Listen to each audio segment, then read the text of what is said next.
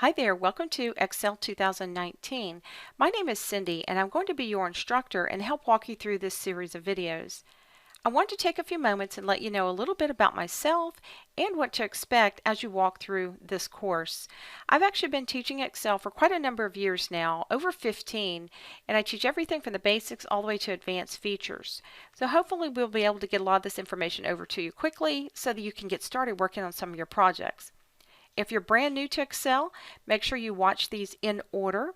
If you try to watch them out of order, it may not make much sense to you.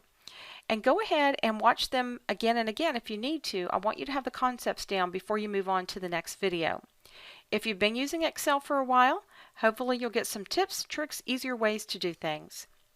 Well, let's go ahead and get started, and we're going to go into section 2 and talk about what's new in Excel 2019.